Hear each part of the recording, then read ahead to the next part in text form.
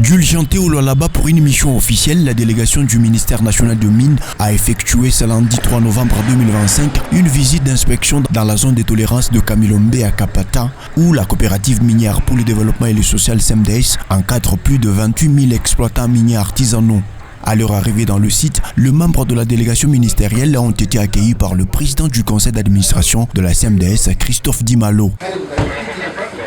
Aujourd'hui, nous sommes très fiers de vous voir pour que vous puissiez palper ce qu'on a parlé au ministre. Bon, je n'ai pas beaucoup à parler. Je voudrais d'abord nous aider encore. Vous allez toujours continuer et ce qu'on pouvait faire. Ce bref échange a ouvert la voie à la visite. Bien avant de descendre sous le terrain, les hôtes de marque de la SEMDES ont reçu des explications nettes et claires relatives au fonctionnement, à l'organisation des activités dans ces sites et les œuvres sociales à impact visible posées en faveur des communautés. C'est le conseiller en matière de planification et stratégie à la SEMDES, ingénieur Lucien Banza, qui s'est livré à cet exercice. Nous sommes en construction d'un hôpital, deuxième phase. Première phase c'est déjà terminé, nous sommes maintenant deuxième phase. L'image que vous avez vue là-bas, vous irez voir là-bas. On est presque à 70-80%. Et puis il restera. Sur cette histoire, c'est pour cela que je vous ai invité d'y arriver ici, parce que son excellence lui-même a parlé que non. Il nous aidera à équiper l'hôpital.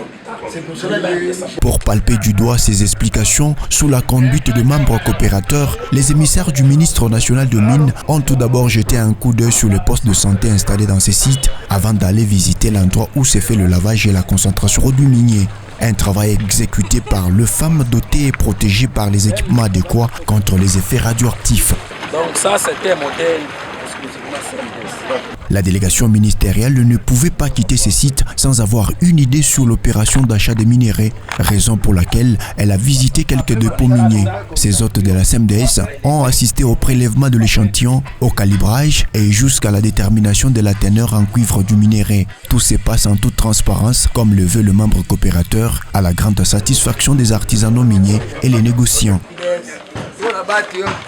La dernière étape de cette visite d'inspection a été les 2 modules du centre hospitalier moderne en pleine construction à l'entrée du quartier Kapata. Les envoyés du ministre ont contemplé ces gros bijoux qui sortent des terres sur fonds propres de la SEMDES. Cet hôpital va regorger les services variés et spécialisés, même ceux qui n'ont jamais existé au Lualaba. Tout ceci pour la prise en charge sanitaire, non seulement des exploitants miniers artisanaux et les populations des différents quartiers de la ville de Kolwezi. C'est sur une bonne note que la délégation du ministère de Mines a ponctué cette visite. Nous avons visité la coopérative CMDS. Nous avons vraiment aimé, beaucoup aimé, parce que c'est une coopérative qui est organisée, qui est très bien organisée et structurée.